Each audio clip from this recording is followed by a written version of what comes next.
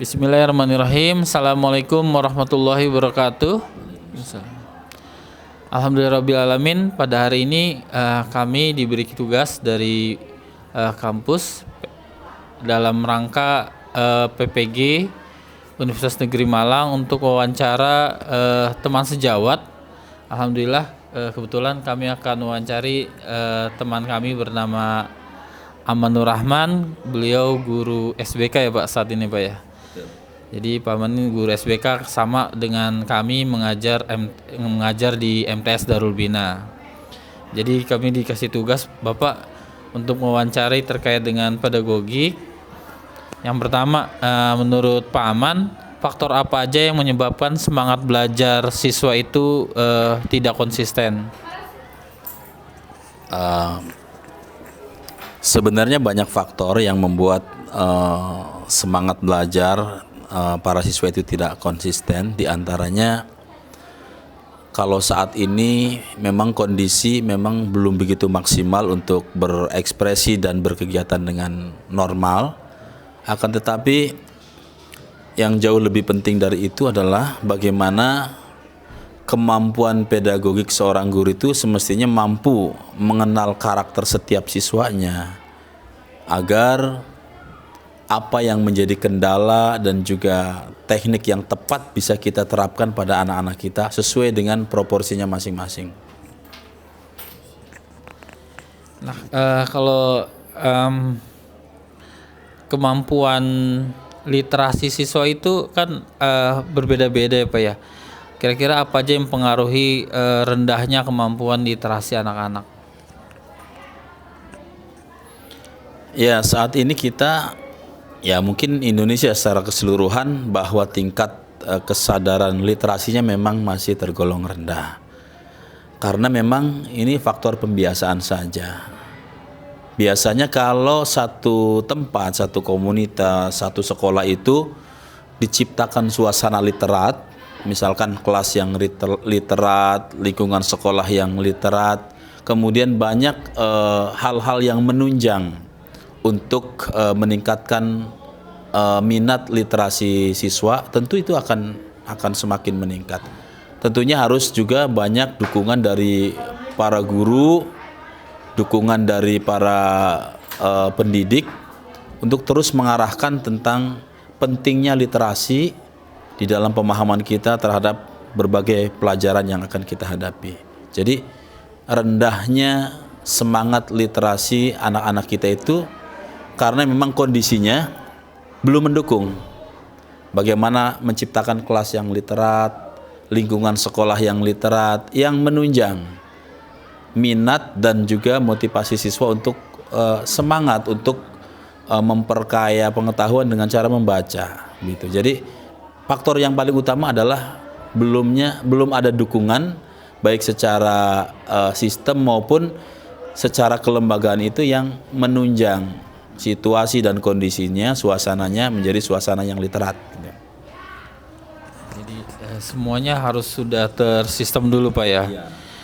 Oke, selanjutnya menurut Bapak nih, kenapa sih guru-guru masih belum bisa memanfaatkan model-model pembelajaran yang inovatif secara maksimal? Kalau guru-guru belum mampu memaksimalkan perkembangan teknologi, aplikasi-aplikasi yang bisa membantu dalam pembelajaran, ini faktor utamanya adalah karena memang masih rendahnya pengetahuan dan pengalaman guru-guru saat ini ya, terutama guru-guru yang memang masih gagap dengan teknologi. Ini masih kurang mampu mengoptimalkan fasilitas-fasilitas aplikatif yang sebenarnya sudah ada di sekitar kita. Pemanfaatan sosial media yang kreatif sesungguhnya itu bisa dimanfaatkan. Cuma sekali lagi kendalanya adalah kemampuan guru di dalam beradaptasi dengan perkembangan teknologi ini masih bertingkat-tingkat. Kebanyakan masih rendah. Jadi butuh yang namanya pendampingan, terutama untuk guru-guru yang muda, guru-guru yang disebut dengan milenial, itu yang kaya akan hasanah keilmuan dan pengalaman aplikasi. Mestinya ini berkolaborasi supaya guru-guru yang punya kemampuan kurang dalam hal pemanfaatan teknologi, pemanfaatan aplikasi ini dapat bisa menyesuaikan sehingga ide-ide yang bisa disampaikan bisa melalui berbagai cara. Saat ini kan banyak sekali lah media yang anak-anak justru jauh lebih dalam pemahaman dan keterampilannya. Sementara ini merupakan tantangan bagi kita para guru bagaimana mengemas semua perkembangan teknologi ini menjadi sumber dan media pembelajaran. Itu agar faktor yang menyebabkan guru belum maksimal dalam memanfaatkan teknologi dalam pembelajaran. Nah, sekarang kalau model-model pembelajaran nih Pak, sepertinya Bapak Ibu guru tuh masih kurang maksimal dalam penggunaan model pembelajaran. Kira-kira karena apa ya Pak ya? Model-model pembelajaran itu kan sangat banyak dan bervariatif dengan kelebihan dan kekurangannya masing-masing. Nah, yang menyebabkan guru-guru itu kurang kreatif dalam mengembangkan model-model pembelajaran, pertama karena kurangnya wawasan dan pengetahuan serta pengalaman bersharing, berinteraksi, perkembangan melalui seminar-seminar, melalui simposium, workshop dan lain sebagainya. Sungguhnya model-model pembelajaran itu banyak sekali yang bisa kita terapkan dalam pendidikan kita di kelas. Hanya saja masih banyak teman-teman guru ini yang masih berorientasi bahwa guru itu adalah sebagai subjek, sementara murid adalah objek. Jadi yang aktif itu guru. Sekarang itu kan adalah basic learning itu atau siswa itu sebagai sentral pembelajaran. Jadi bagaimana kita memberikan kesempatan kepada para siswa untuk bisa menggali potensi kemampuannya, sedangkan guru hanya sebagai mediator dan fasilitator. Jadi berbasis kepada siswa seharusnya pendidikan. Jadi model pembelajaran yang berbasis kepada siswa ini akan lebih banyak memberikan kesempatan siswa untuk berinovasi, berkembang sesuai dengan bakat dan kemampuannya. Sementara sampai saat ini masih banyak dalam penerapannya itu guru-guru masih berorientasi pada berbasis pada guru, seolah-olah guru adalah sumber dari pembelajaran, padahal sumber dari pembelajaran itu bukan sekedar guru, tapi jauh lebih efektif adalah ketika siswa itu yang menjadi sumber belajar gitu. Berarti siswa harus menjadi sumber belajar Pak ya. Sebenarnya ini agak jauh sedikit sih Pak tentang yang tadi. Bagaimana membangun komunikasi dengan orang tua peserta didik agar pembelajarannya nanti maksimal gitu Pak. Adanya dukungan orang tua itu sangat penting, dan bagaimana kita membangun komunikasi dengan wali murid itu juga menjadi bagian yang tak bisa terpisahkan dari setiap proses pembelajaran yang kita lakukan di sekolah.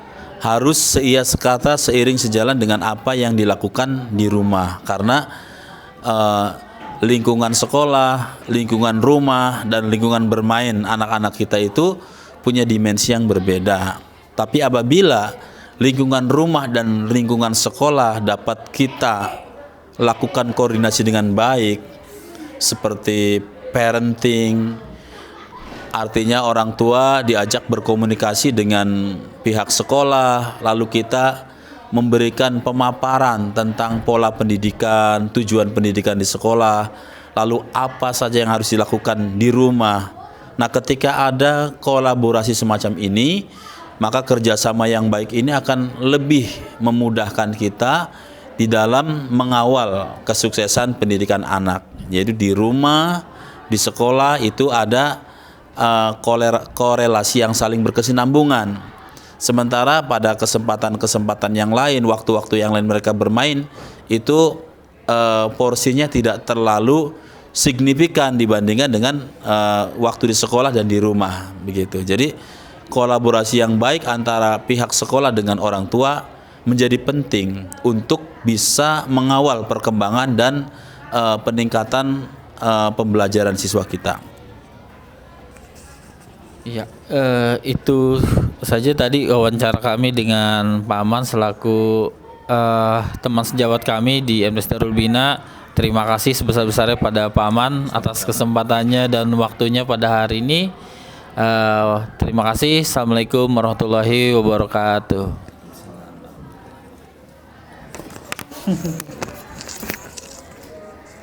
Udah,